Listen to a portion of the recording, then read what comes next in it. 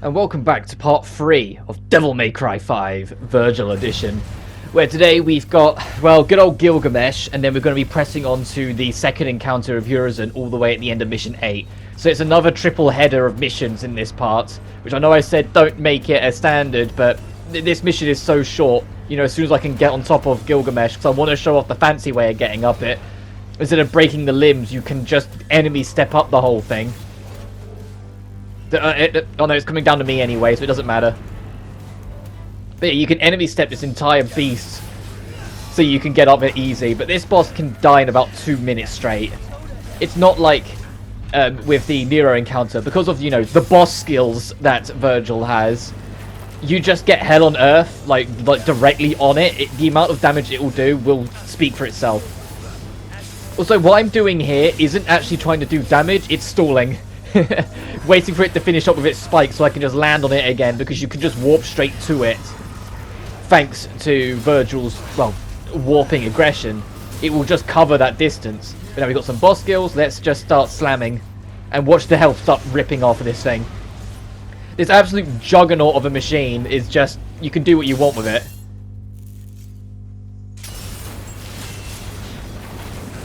Oh well, because I still had a sword embedded, I could warp all the way around straight up to it. To be fair, now would have been a good time to practice the trick down technique I was on about the other part, where if you keep on spamming trick down in between judgment carts, you can do it infinitely in Sin Devil Trigger, but whatever. It's too late now, this thing's so nearly dead.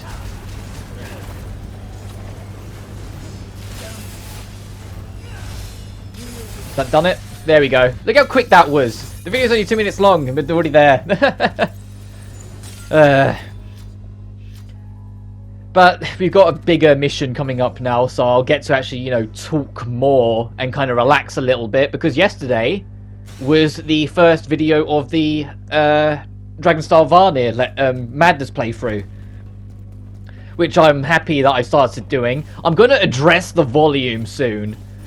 Like, it's going to be, like, full warning, it's going to be the same for part 2, because I've already recorded part 2.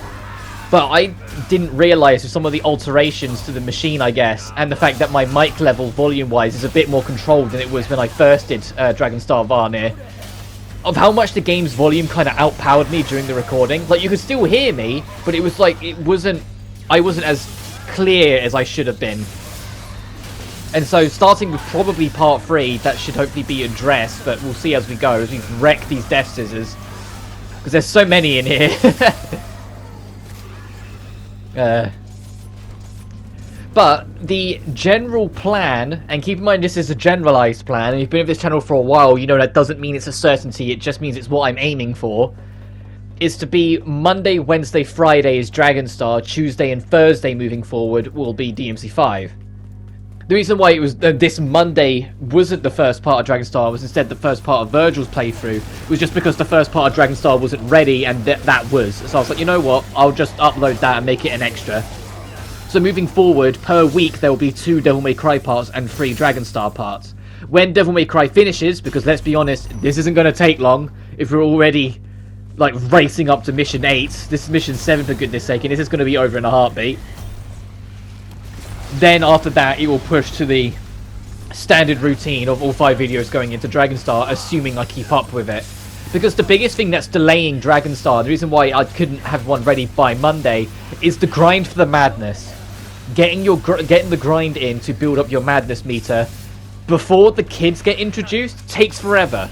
And because I want to show those extra scenes, I need to get the madness to those points before Chapter 2 and before Chapter 4.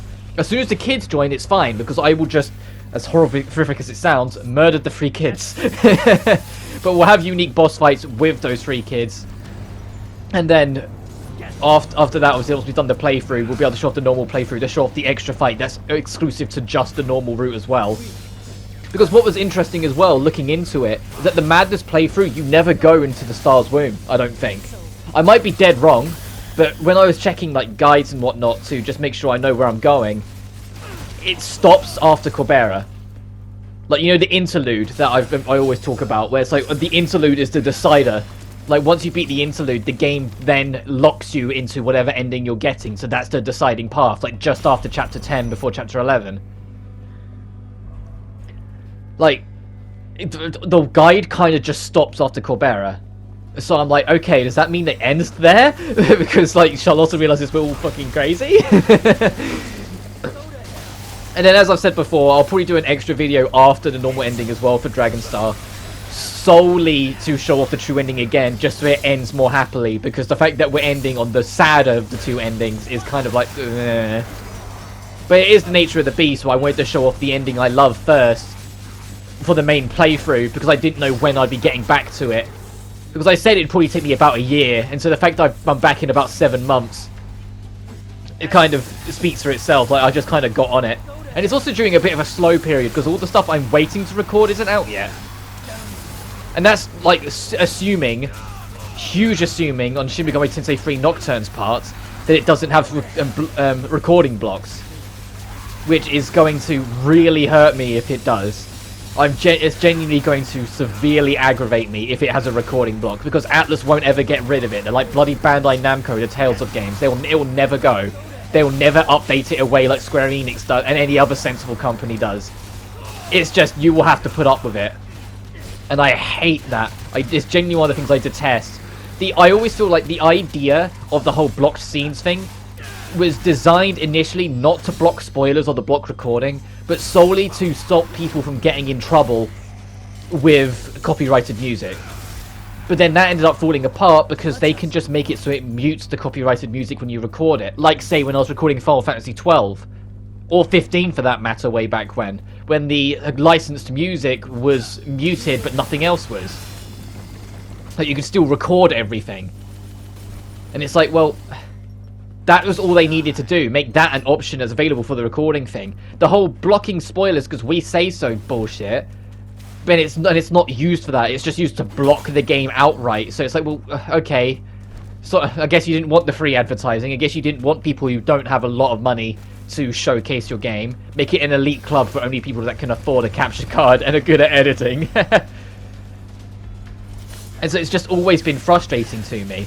And as much as, like the Xbox's built-in record system isn't much better because you're locked into Mixer for the longest time, and nowadays I've no idea what it's locked to, but it's probably not great. You can't do it straight to YouTube, which, if you could, would be nice, because there's a few Xbox games I wouldn't mind, like, learning Xbox's different systems and then recording. There is a way to get to YouTube, hence why I've got a couple on there, but it's a really archaic way, and the frame rate is not consistent for some reason. It always just drops to 20 when you do it through that to get it to YouTube. So I'm not interested anymore. This chance to get me in to record some Xbox games, so I would have happily done a Halo or two. They're gone. I've let them go. Until the day where I get some, like, more of my own money together, either get a better job or, you know, the job starts respecting me a bit better and get me better pay. There's only so much I can do here. I mean, the fact that I've got a PS5 full stop is kind of a miracle in of itself, of how much I worked towards it and saved up. And then actually, you know, getting it in the constant trying time of their... It's hard. It's easier to find a vaccine than it is to find a PS5. As we go through more hordes. This is one of the things I haven't really talked about that much, but Doppelganger, the replacement for Vergil's standard Devil Trigger, in the right hands is so goddamn fun to use. I'm not going to claim to be a master of making the most of it, but there's going to be a few glimmers, and that encounter, the reason why I bring it up is because that was making me go, oh yeah. That I wasn't hitting the enemies, but my doppelganger was, and I was just kind of strutting in the background showing off because of it. I love that nature, and the fact that it takes inputs independently from you. So if you're facing the enemy, but your doppelganger is like opposite the enemy, your forward input will be its back input. You won't both rapid slash into it.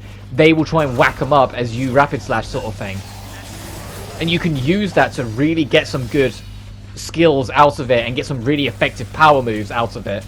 It's a little awkward at first, but once you adjust, it's perfect. And the fact that with the D-pad, right on the D-pad makes it so it will move in sync with you. Up on the D-pad will make it move slight delay, and left will be heavy delay. If you just press the Devil Trigger button, you know, L1, it will default to slight delay, and tapping down will remove it. Personally, if they could have improved it, the only thing I would have done different is make down on the D-pad, instead of just removing it, because that's what L1's for, make it so it swaps weapon. The fact that you can only doppelganger Yamato is a little disappointing, because they could have made it doppelganger all three. And imagine just how much that motherfucker would open up if you could doppelganger all three. Just think about it. If you could just like tap down and make it independently swap weapons from you as you go, so you could do some really wild shit with it backing through every weapon whilst you're going through them the other direction. Like meet in the middle of Beowulf and then you split off the Force Edge and it splits off to Yamato or something. Just think about that possibility for a second. If any like really talented modders are watching, you know, there you go. I'm kidding. The modding community for Devil May Cry, for as little as Capcom acknowledges them, and as by little I mean they don't, they do some phenomenal things, and I always have time to watch and see what they get up to because it's so fun. Can I just like hit a perfect judgment cut, please? It's just because I'm talking and playing, and I'm like, let me just judgment cut this dude to death. Okay, let me just judgment cut this. Let me just, God damn it. See, I can do it if I shut up for a sec. If I shut up for a sec, I can hit it perfectly. God, look at the stylish points. God, I'm actually getting those stylish points in, like, any mission in the normal playthrough. To be fair, I've yet to actually do LDK as the standard trio, like as Nero, Dante, V, because I've just not really been interested. I've done every other difficulty, well, other than Hell and Hell, of course, because like, as I've said before, I don't enjoy that difficulty. Like, I've long gone past the days of going through all these severe optional challenges for shits and giggles to test myself. I don't mind doing Dante Must Die, because Dante Must Die is the skill level I like to play at. But Hell and Hell, it just feels too gimmicky for me to really enjoy it nowadays. Like, when it was first introduced in 4, I didn't mind it, because it still had checkpoints and it still had things like that. But everything else, everything afterwards, I've just not really been on board. Oh, that was a shame that enemy caught me. But look at how big this encounter is, by the way. They're just like, oh yeah, let's just put like, I think it's like 6 times the normal amount of enemies are in this room for this specific boss encounter, which is kind of insane when you think usually you fight these guys with a buddy. If you're playing it with Nero, you have V fighting around. If you're playing as V, you have Nero going around. Yeah, they're kind of useless, but it doesn't change the fact that you have company to make this encounter a bit more manageable.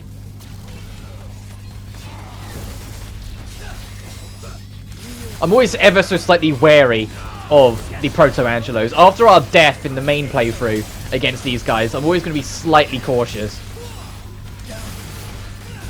Actually, I'm curious to see if I die at all during this. Like, you've seen me get whacked a bunch, but I'm really curious to see if I actually tank a death as Vergil at all during this playthrough.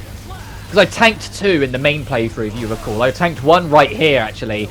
The Proto just whacked the shit out of Nero.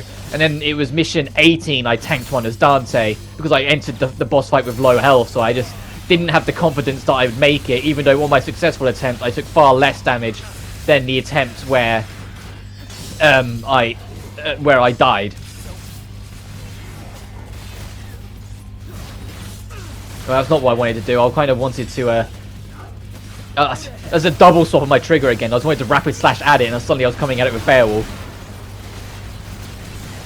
To be fair, I've kind of adjusted to my broken trigger that I was on about last part a little bit. If anything, it's more of a problem in Dragonstar, because R2 is the skip cutscenes button, which suddenly makes it very nervous every time there's cutscene applies. I genuinely put my middle finger underneath the edge of the trigger for R2, so it physically can't lower. Like, if I try and press on it, it goes on my finger, so it can't go down. That's what I've been doing during Dragonstar every time there's a cutscene, because I'm so paranoid I'm going to accidentally skip a cutscene. Especially when we get into more of the madness stuff. Like, in the earlier videos, it's not going to be too bad, because it's going to be a lot of what we've seen before.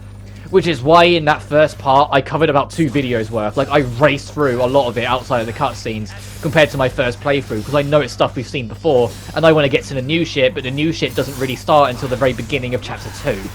Well, the very end of Chapter 2, sorry, so we've got a little longer yet. I said beginning, because in my recording, I'm at the beginning of Chapter 2, because where I've been grinding madness. Like, I'm grinding it now, but it's so slow, I'm half tempted to at least do a video going through the Sanctuary Cave, because that's where Chapter 2 takes place, if you recall. It's the whole first visit to the Sanctuary Cave where you're looking for Raruta before she meets her, well, you know, her tragic end. Which is spoilers for that, I suppose, but the main project's been around for so long, and the game's been available for 2 years, so please, come on. Come on. And the thing is, because of LDK, these early encounters are actually worth doing, instead of just skipping because there's only like 1 or 2 of them and it'll only hurt your stylish rank. You might as well do them, because there's actually a number of enemies here, so it's fun to fight without punishing your style. Lo and behold, Devil May Cry team, you make it so we don't feel punished for doing an encounter. We will do the optional encounters because the game's fun.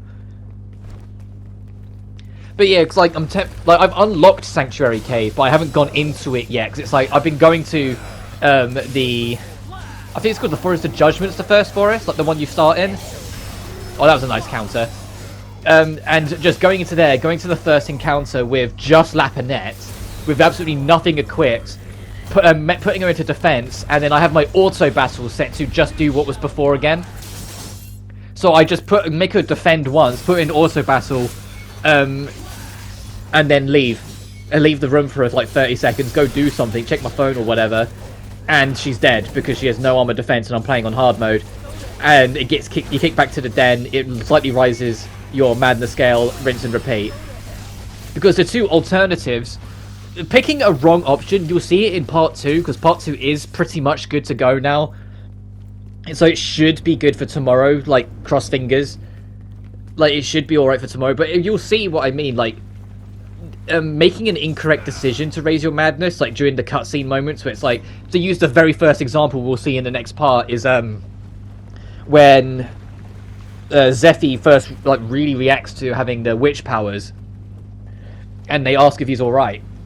And if you're honest with them and say, no, I'm not feeling great, well, you are honest to them, so you'll do alright. But if you lie to them and pretend you're okay, it affects your madness. When I do it, the madness, I kid you not, goes up by like 4 or 5%. Like, it becomes visible on the charts if you make that kind of choice. Yet, when you die, I've died like 15 times and I'm still not at 15%. Like, it's taking an eternity to grind the fucking thing up. The other one is to go into the Berserk form, but triggering the Berserk form is so inconsistent, annoyingly, that if you're going for the true ending or the madness ending, it will screw you over both ends. Because you will almost never get it when you want it at the madness ending, and you always get it like once or twice before the lock-in on the true run. Even though I say that, I never actually got it on my main playthrough, which I was insanely grateful for. Even though on every practice playthrough I'd done building up to it, it happened at least like twice. Which is why I criticised it to begin with, even though it didn't happen on that playthrough. It doesn't mean that my criticism was any less valid, because it's still a chance. But still. This is Devil May Cry and I'm talking Dragon Star again. Can you tell Dragon Star is one of my favourite games on PS4? That even though we're not playing Dragon Star, I'm talking about it. Like, DMC 5 is also one of my favourite games on PS4. Like, my favourite 5, and I put this with a big question mark, because, like, my 5th place... Well, I don't have, like, 5th, 3rd place. I haven't put them in real order, per se. It's just, if they were on a place, Dragon Star Varnir and Death End Request 2 share a spot. Because I love them both equally for similar reasons. The biggest thing that hurt Dragon Star was lack of budget, but the biggest thing that hurt Death End 2 is probably performance, especially on the PS4 version. Like, I haven't tried it on PS5 yet. I've got it installed on PS5, but I haven't tried it on PS5 yet to see just how much the loading improves. But I know they haven't put in any kind of stability or performance update into the game, so I'm not going to get anything extra out of it by playing on PS5. It's still going to be at 30 FPS, I think. Like, I don't think it's got a pro benefit. Like, I don't think it's got any benefits on PS4 Pro. I think it's still 1080 30. It'll just load a bit quicker. But obviously, after, doing 4 straight playthroughs of Death End 2, I have taken a slight break from it. I absolutely fucking adore that game and look forward to going through it yet again, because Death End 2's kind of become my new Persona 4 from when I was a kid. And if you don't know what I'm talking about, because you never watched my Persona retrospective or my top 10 favourite games video, when I was a kid, Persona 4 I did once every 6 months without fail, and it never stopped being fun to me. Because it was just, Persona 4 is just that special of a game to me. It was just that sort of thing. Every time without fail, I would always come back to it, because I'd always have a blast. The only reason I haven't recently is because I am actually waiting till I get a hold of Royal and I want to marathon the series again. Which, if you watch the Persona retrospective, you already know is kind of crazy because I marathoned the Persona series for that retrospective.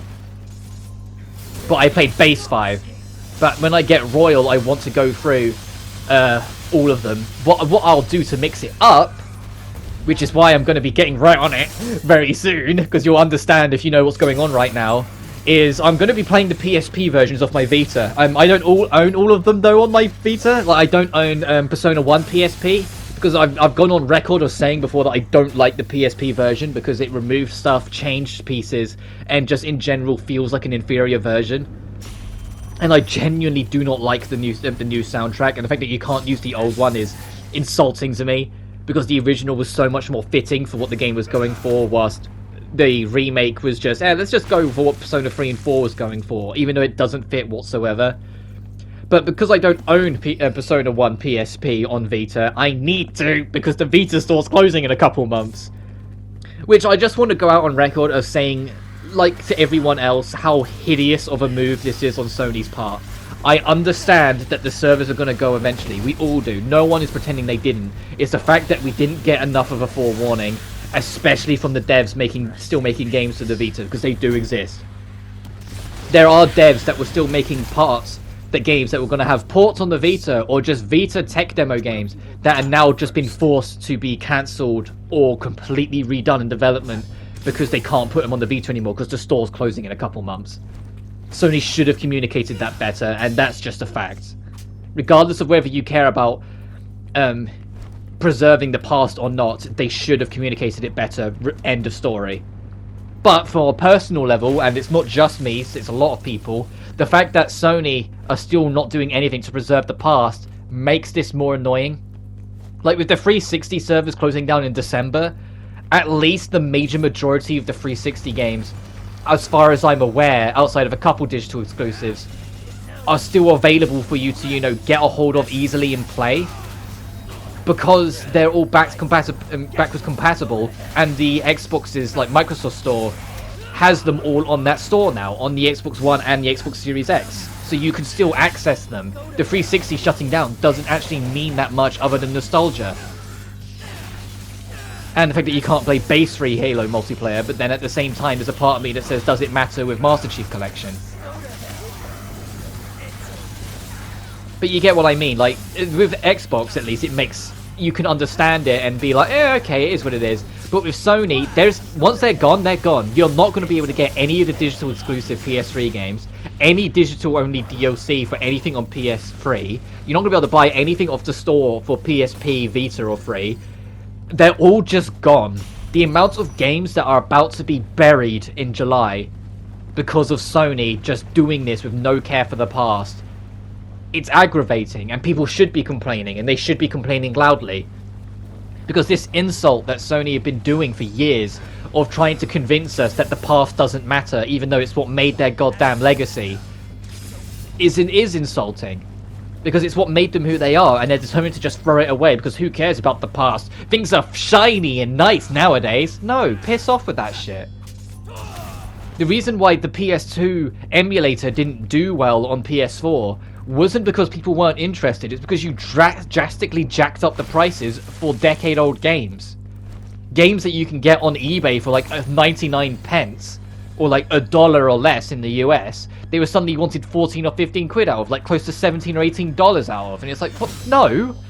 That's what stopped people from wanting to get it. The only PS2 emulated game I brought from that collection was GTA 3 for the Let's Play, and that was genuinely it. I've never brought another one since, because they said the prices are so overburdened, and I can know that's a problem with everyone. Everyone's felt that way. It has nothing to do with interest in the past. It has everything to do with Sony's stupid pricing. If they made the pricing reasonable, or, made it so the Blu-ray disc reader on PS4 and 5, can run those old discs, it wouldn't be a problem. Because they absolutely can run standard discs. This joke answer they said about, it's a performance issue and it struggles. Yeah, maybe the PS3 with its dog bollocks hardware might have issues, but the PS1 and 2, there's no excuse. It just uses bloody discs. And our PS4 and 5s are, to have discs readers. If they can do standard DVDs, they can do standard game discs. from PS1 and 2 era. Ugh. And there's still a chance for it to change. Like, it's been rumored for an eternity that they've got like built-in PS1, 2, and 3 emulators in-house. But it's just whether they do anything with that. Ow. But I should probably stop getting distracted and actually talk about this Urizen fight. Once again, just like with the Nero one on Mission 8, you do have to actually break the shield and hit it once to count as a victory in this fight. The next bit doesn't matter. Obviously, we're going to try and kill it anyway, because this is Vergil, and Vergil can do that. As so can Nero, but Vergil can do it laughably easy. But still. Oh, I was hoping that slash would at least connect. Well, I think it did sort of connect, because there was a bit of a slow-mo on that impact. Well, look how quickly this shield's breaking compared to when we were doing it in the main story. Because Doppelganger... Ow. Oh, come on. I was hoping the lift would fix that before the laser got me. It's already dead. Well, it's nearly dead. Now it's dead.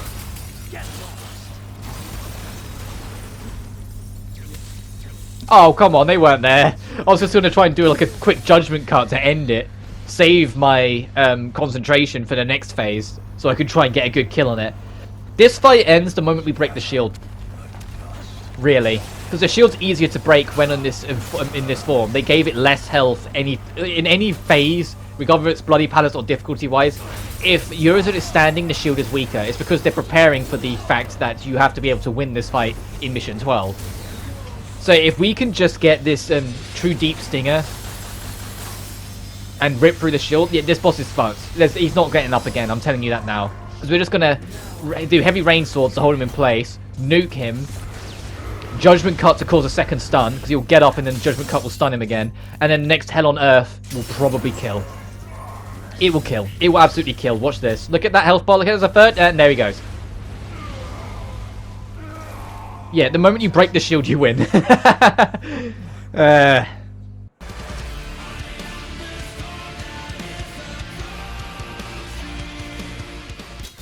But either way, I should wrap this up. We're going into Mission 9 next, so we're going to have those nobodies to face as we start eventually then pushing on to the second half of the game. So I'll see you guys next time for that. But until then, peace.